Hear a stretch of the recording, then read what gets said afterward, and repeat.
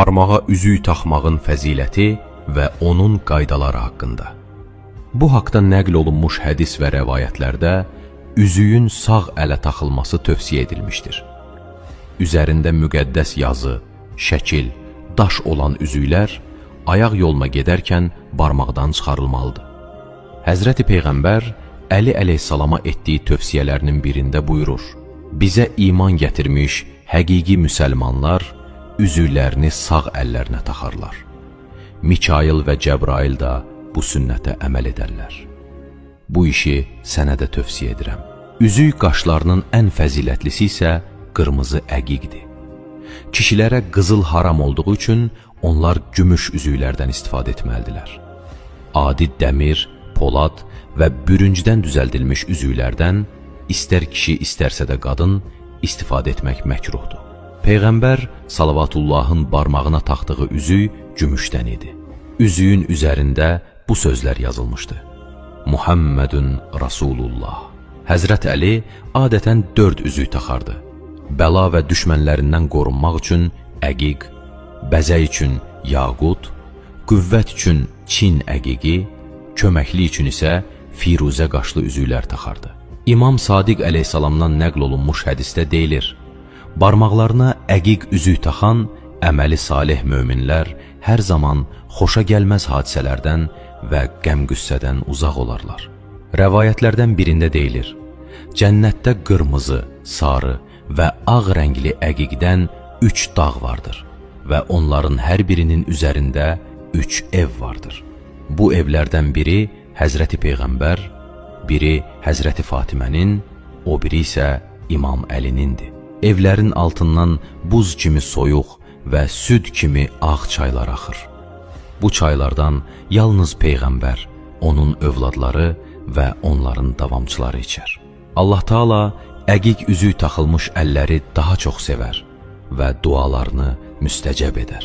İmam Hüseyndən nəql olunmuş hədisdə deyilir: Həzrəti Musa Tur dağında Allah Taala ilə münacat etdiyi zaman yerə nəzər saldı və üzünün nurundan əqiq yarandı. Sonra Allah Taaladan ona belə bir xitab gəldi: And olsun müqəddəs zatıma, Əli İbni Əbi Talibin imamətini qəbul edib barmaqlarına əqiq üzük taxanları cəhənnəm atəşindən amanda saxlayaram. Həzrət Əli Peyğəmbərdən soruşdu: Ya Rəsulallah, əqiq daşlar harda olur? Peyğəmbər buyurur: əqiq daşları Yəməndə yerləşir. Bu dağ Allahın birliyinin, mənim sonuncu Peyğəmbər olduğumu, sənin və övladlarının imamətini iqrar etmişdir. Həzrət Əli buyurub, əlində əqiq üzük olan əməli salih bir müsəlmanın namazı bir dəstə cəmaatın namazından üstündür.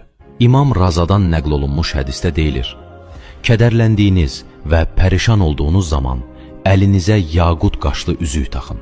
Bu sizin işlərinizdə müvəffəq olmanıza köməkli edər.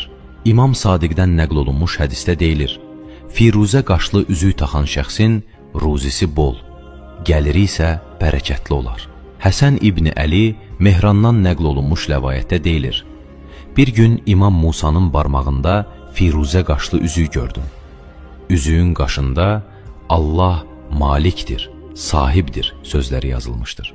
Mən üzüyə çox nəzər saldırda İmam Musa məndən bunun səbəbini soruşdu. Dedim: eşitdiyimə görə belə bir üzük Həzrət Əlidə də olmuşdu. İmam Musa məndən soruşdu: sən o üzüyü tanıyırsanmı? Cavab verdi: xeyr. Sonra İmam Musa buyurdu: bu elə həmən üzüydü. Gördüyün bu firuzə qaşını Cəbrail Həzrəti Peyğəmbərə cənnətdən gətirilmiş və Peyğəmbər sonralar onu Əliyə bağışlamışdı.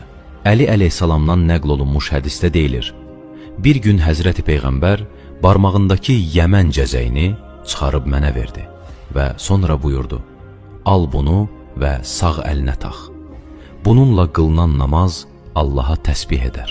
Savabı isə sahibinin əməl dəftərinə yazılar. Əli İbni Məhəmməd Həmirə deyir: Çəfər İbni Mahmudun qızını çox sevirdim.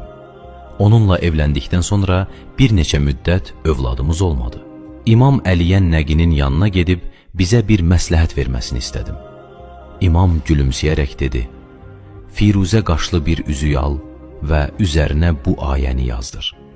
Rəbbi lə təzərni fərdən və əntə xeyrul varisin.